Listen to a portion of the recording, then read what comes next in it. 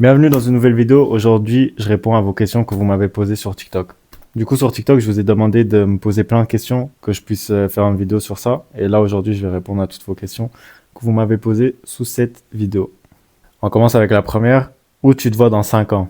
Là, je parle en hypothèse, c'est-à-dire j'espère que dans 5 ans, je serai là. C'est-à-dire déjà, c'est avoir une famille, avoir des enfants, une femme, être bien dans la vie, avoir l'argent. Et bien sûr, déjà, avoir réussi avec ma marque. De toute façon, avec ma marque, pour moi, je vais réussir, mais je sais pas quand. C'est-à-dire, c'est un autre truc. Mais ouais, beaucoup influencer les gens, être une inspiration pour les plus petits, même ceux de mon âge, même les plus grands, de faire quelque chose de bien dans la vie et de redonner aux gens. Voilà. Ça, c'est pour la première question. Bon, la deuxième, c'est ta pièce préférée que tu as créée. Je crois ma pièce préférée que j'ai créée pour le moment, je sais pas si vous la voyez, c'est la veste brune là, la nouvelle collection. Sinon, des anciennes collections, c'est mes vestes en jean et aussi les chemises que j'ai faites. Et pour tous ceux, je sais pas si vous vous rappelez, je sais pas, même ma communauté, elle n'était pas encore assez grande pour ça, mais ma toute première vraie création avait sous le nom de Dayun, j'ai fait un gros sac, un gros duffel bag rose. Je suis là aussi, je le mets dans le top 3. Bon, la troisième question, c'est t'aimes le lip liner et les French nails? Euh, ouais, c'est pas que je déteste. J'avais fait une vidéo sur ça, mais c'était pour rigoler. Mais il y a des gens, ils ont pris trop sérieux. Non, vous inquiétez pas, pour moi, c'est rien. Vraiment, c'est pourquoi ta marque s'appelle Dayun. Ma marque, elle s'appelle Dayun parce que c'est mon nom de naissance. C'est-à-dire, voilà, je voulais prendre ça, surtout pour reprendre mes origines et mes racines coréennes pour nommer ma marque. Surtout parce que la plupart des marques aujourd'hui, c'est des noms français, noms anglais. Et voilà, je voulais un peu un nom qui ressort, plus la signification du nom. Je trouve qu'elle est stylée. C'est The Great One, The Shining. Je trouve que ça va bien avec les pièces uniques que je fais, parce que ça ressort. Et voilà. Prochaine question, c'est qu'est-ce qui te motive le plus chaque jour à faire évoluer Daeun? Ce qui me motive le plus, c'est déjà ma détermination, parce que depuis toujours, je voulais faire des vêtements. Depuis que je suis petit, vraiment.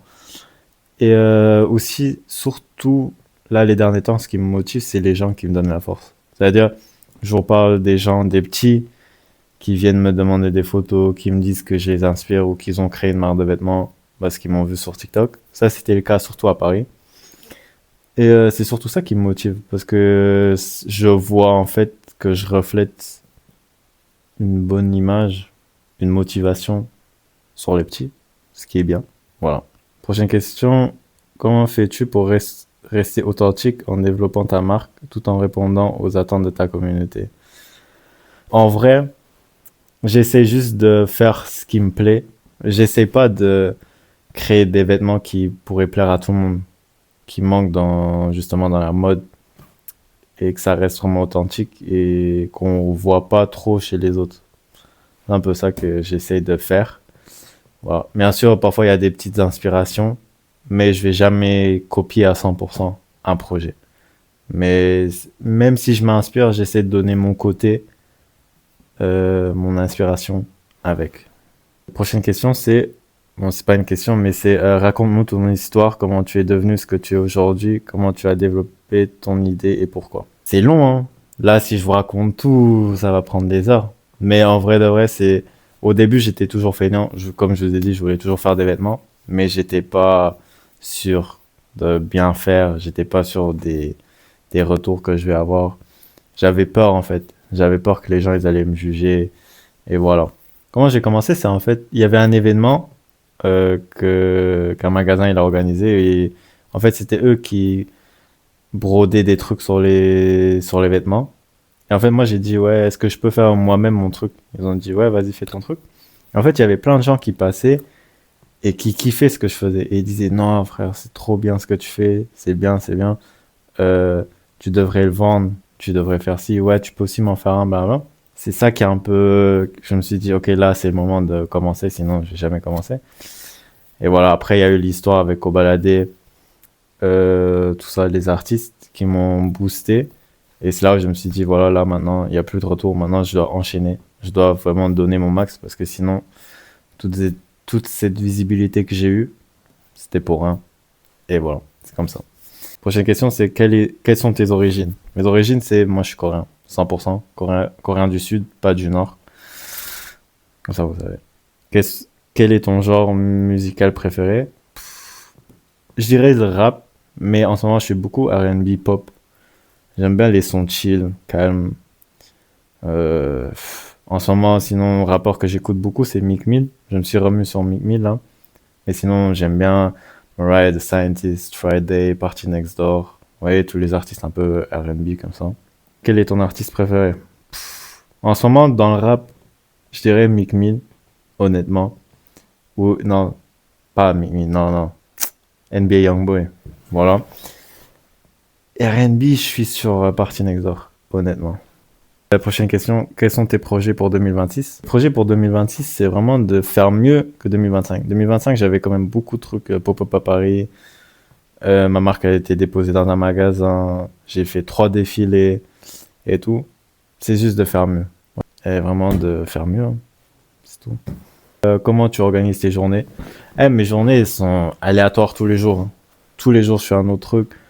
Euh, Parfois, je vais au fitness, parfois, je cours, parfois, je bosse sur mon site, parfois. Hier soir, j'ai rangé ma chambre jusqu'à 6 heures du matin pour bien organiser tous mes trucs. Honnêtement, ça dépend. Ça dépend vraiment des jours. Est-ce que tu aimerais collaborer avec d'autres créateurs ou marques? Pour le moment, je vais rester indé, c'est-à-dire sans autres marques, sans d'autres créateurs. Vraiment rester solo. Mais bien sûr, s'il y a des collabs, des grosses collabs à faire, je vais les faire. Mais sinon, je vais rester de mon côté. Et voilà. Chacun fait ses collabs par-ci par-là. Moi, je reste pour moi. Ok, comment j'ai construit l'identité visuelle de ma marque? À la base, c'était vraiment de donner ce côté pièce unique, streetwear. Ouais, streetwear, tout ça. Mais là, je vais passer à un autre côté. J'ai pas encore trop à raconter. Vous verrez tout ça sur les réseaux. Mais voilà, cette année, ça va un peu changer. Et comment définirais-tu l'ADN de ta marque en 3 mots? Origine, originel et inspirant. Voilà.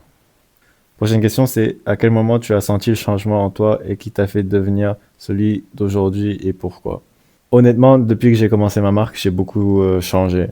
Mentalement, physiquement aussi. Mais ça, c'est rien à voir vraiment avec la marque. Mais surtout mentalement et socialement aussi. J'ai beaucoup grandi, j'ai vu mes défauts, personnellement. J'ai vu que c'est pas facile. J'ai remarqué qu'il y a beaucoup de gens qui vont essayer de vous mettre des bâtons dans les roues. Il y en a beaucoup qui vont faire semblant. Il y en a beaucoup qui vont juste gratter. Dans ce monde, il y a ou bien t'es un loup ou t'es un mouton. Et en fait, il faut devenir un loup et pas devenir un mouton. Faut pas se faire manger par les gens. Est-ce que tu es fier de toi aujourd'hui? C'est pas que je suis fier de moi, mais je suis content de ce que j'ai réussi pour le moment. Je sais que je peux faire mieux et je sais que le chemin il est encore loin de d'où je veux être. C'est pour ça que je vais pas dire que je suis fier de moi parce que je suis pas au point où je veux être. Qu'est-ce que tu dirais toi bon, qu'est-ce que tu dirais qu'est-ce que tu dirais à ton toi de 15 ans? Ce que je dirais, c'est commence maintenant. Quand j'avais 15 ans encore, il y avait aussi beaucoup moins de marques indé. Là, en plus, j'ai commencé dans un mauvais moment. Mais j'ai quand même réussi à m'en sortir, hein. Mais voilà. Ouais. De croire en moi, en vrai. Après, y a-t-il eu un moment où t'as douté, où t'as voulu arrêter? Il y en avait plein, les gars. Il y en avait plein. C'est juste que chaque fois, j'ai réussi à sortir de ce trou. Parce que il y aura toujours des moments où vous allez douter. Vous allez dire, est-ce que c'est vraiment ce que je veux faire? Est-ce que, voilà. Après, il y a aussi parfois des problèmes, parfois des soucis personnels. Voilà. Mais en fait, il faut être plus fort que ça. Comme j'ai dit, c'est ou bien le mal, tu le prends et tu souffres, ou tu prends le mal et tu essaies de faire quelque chose de bien avec. C'est comme ça que j'essaie de vivre. Et pour le moment, ça le fait. Est-ce que tu t'attendais à autant de responsabilités? Quand j'ai commencé, honnêtement, je me disais, ah, ça va le faire, baba. plus tu vas en avant, plus tu remarques que finalement, c'est pas si facile. Le côté plus compliqué, c'est surtout travail derrière. C'est-à-dire, le résultat final, c'est bon. Mais tout ce qu'il y a derrière, il y a la comptabilité, tout ça, blabla, officialisé. Et bam, bam, bam. Comment tu gères les critiques? Les critiques, en vrai, de vrai, je commence à plus les écouter. C'est-à-dire, si les critiques constructives, ouais, bien sûr. Parce que, comme j'ai dit, on est tous des humains, on peut toujours apprendre quelque chose. Mais tout ce qui est juste des insultes, je m'en fous un peu. C'est ça les réseaux. De toute façon, toutes les personnes qui se lancent sur les réseaux et après qui pleurent parce qu'ils se font trop insulter, les gars, c'est ça les réseaux. Honnêtement, c'est pour vous dire, c'est ça les réseaux. Faut pas pleurer parce que vous savez dans quoi vous vous lancez. Prochaine question, c'est est-ce que c'est difficile de garder une frontière entre ta vie perso, ton image et ta marque? Ouais. Il y a beaucoup de choses que je peux plus faire. Il y a beaucoup de choses que je peux plus dire, que je peux plus dire. Premièrement, en public, je peux plus faire le con. Je peux plus faire le clown, je peux plus faire ci, ça, parce que les gens, ils vont se dire, le mec, il a marre de vêtements, il est pas sérieux. Voilà. C'est comme mon contenu, c'est pour ça. Là, les derniers temps, j'avais un peu dévié. Mais en fait, là, faut revenir au sérieux, ça aussi. Là aussi, il faut faire la différence. Quand je parle à des gens, je dois aussi faire beaucoup plus attention à ce que je dis, ce que je dis pas. Parce que là, maintenant, une personne vient me parler. Et il me parle trop dans mon sens. Je peux pas dire, ouais, je vais être tranquille. Parce que là, maintenant, c'est dans le sens où, ouais, maintenant, il pense qu'il est quelqu'un, il fait la star. Alors que si j'avais dit ça il y a 2 ans, c'était en mode, ah, ok, juste, il va être tranquille. Vous voyez la différence? Et les gens, ils vont tout tourner dans le mal. Et ça aussi. Je dois surtout faire attention maintenant comment je m'habille, ce que je poste, vidéo, comment je me comporte, ce que je dis. Et voilà, surtout ça. Bon, ça c'était tous les commentaires. J'espère que j'ai assez bien répondu. Il n'y avait pas plus. Du coup, voilà. Et j'espère que vous avez kiffé la vidéo.